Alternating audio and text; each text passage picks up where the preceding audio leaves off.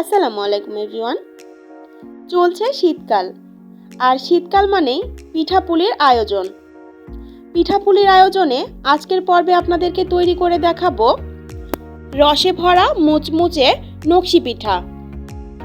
এই পিঠাটা শুধুমাত্র দেখতে এতটা লোভনীয় না, এটা খেতে যে কতটা মজার আপনারা তৈরি করে না খেলে বিশ্বাস করবেন না। চলুন দেখে আসি পিঠাটি কিভাবে তৈরি করি। পিঠাটি তৈরি করার জন্য আমি চুলায় পরিমাণ মতো পানি দিয়ে, পানিতে বলক আসলে এর মধ্যে আমি পরিমাণ মতো চালের আটা দিয়ে দিলাম।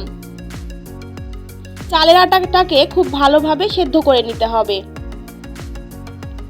চালের আটা সেদ্ধ করার প্রসেসটা আপনারা সকলে হয়তোবা জানেন, এ কারণে এটা সম্পর্কে আমি বেশি কিছু বললাম না। প্রথম অবস্থাতে চালের আটাটা খুব ভালোভাবে সেদ্ধ করে নিতে হবে। চালের আটা সেদ্ধ হয়ে গেছে, এবারে আমি নামিয়ে নিয়েছি। নিয়ে একটি রুটি সাইজ করে ছোট রুটি সাইজে বেলে নিয়েছি।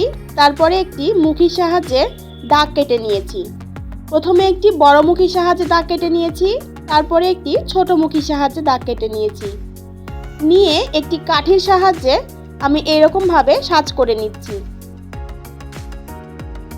আপনাদের ইচ্ছা মতো আপনারা নকশা করে নিতে পারেন।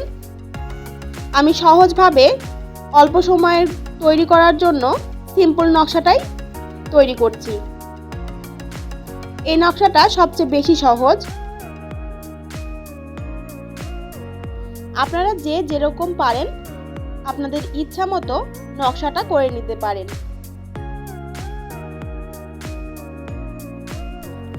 এরপর পুরনো ফেস ওয়াশের একটি টিউব কেটে এরকমভাবে সাইডটা ডিজাইন করে নিচ্ছি। আপনাদের হাতের কাছে এরকম শক্ত জাতীয় কোনো টিউব থাকলে আপনারা সেটা দিয়ে এরকম ডিজাইন করে নিতে পারেন। দেখুন কিভাবে আমি ডিজাইনটা তৈরি করলাম। এই তো হয়ে গেল।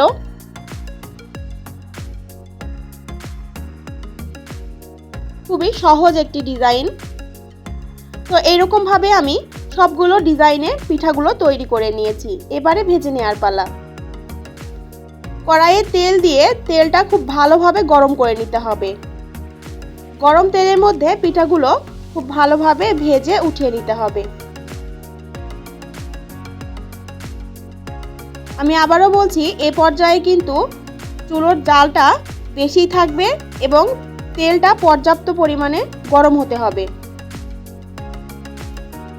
এই তো এরকমভাবে যখন একটু মুচমুচে ভাব চলে আসবে ওই পর্যায়ে আমি পিঠাগুলো নামিয়ে নিচ্ছি। এই পিঠাগুলো পরবর্তীতে আরও একবার ভাজতে হবে। সবগুলো পিঠা নামিয়ে নিয়েছি। এবারে শিরা তৈরি করে নেব। এখানে গুড় নিয়েছি, এটা হচ্ছে খেজুরের গুড়। এই গুড়গুলো চুলাতে পানি দিয়ে তার মধ্যে দিয়ে দিলাম।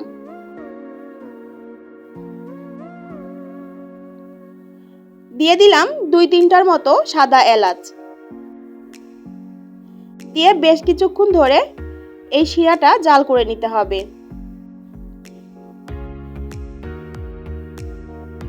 আপনাদের হাতের কাছে যে কোনো গুড় থাকলেই সেই গুড় দিয়ে এটা করতে পারেন, তবে খেজুর গুড় দিয়ে রস করলে সেটার মজা অনেক বেশি হয়।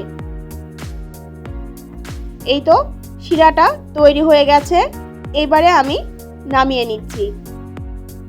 শিরাটা নামিয়ে নিয়ে ওই পিঠাগুলো আমি আরও একবার তেলের মধ্যে দিয়ে ভেজে নিচ্ছি। এরকমভাবে ডাবল তেলে ভাজলে পিঠাগুলো অনেক বেশি ক্রিস্পি হয় এবং গরম গরম পিঠা রসের মধ্যে ছাড়লে রসগুলো খুব ভালোভাবে পিঠার মধ্যে প্রবেশ করে। এ পর্যায়ে বেশিক্ষণ ভাজার প্রয়োজন নেই। অল্প কিছুক্ষণ ভেজে সরাসরি গরম পিঠা আমি এই রসের মধ্যে ডুবিয়ে দিচ্ছি। এই যে দেখুন, রসে ডুবানোর সাথে সাথেই কিন্তু পিঠাগুলো খুব সুন্দরভাবে রস চুষে নিচ্ছে। রসের মধ্যে ডুবিয়ে বেশ কিছুক্ষণ সময় নিয়ে এটা রাখার প্রয়োজন নেই। জাস্ট রসে এপিট ওপিট করে ডুবিয়ে উঠিয়ে নিলেই হয়ে যাবে। এই তো এরমভাবে সবগুলো পিঠা আমি রসে ডুবিয়ে উঠিয়ে নিয়েছি। তৈরি হয়ে গেল গ্রাম বাংলার ঐতিহ্যবাহী একটি পিঠা, নকশি পিঠা। নকশি পিঠা তৈরি করতে গেলে অনেকে হয়তো ভয় পান, তবে এরকমভাবে সহজ করে আপনারা এই রেসিপিটি তৈরি করতে পারেন। ভেতরটাও খুব সুন্দর ক্রিস্পি হয় এই পিঠার। আশা করছি ভিডিওটি ভালো লেগেছে। সকলে ভালো থাকবেন, সুস্থ থাকবেন। আল্লাহ হাফেজ।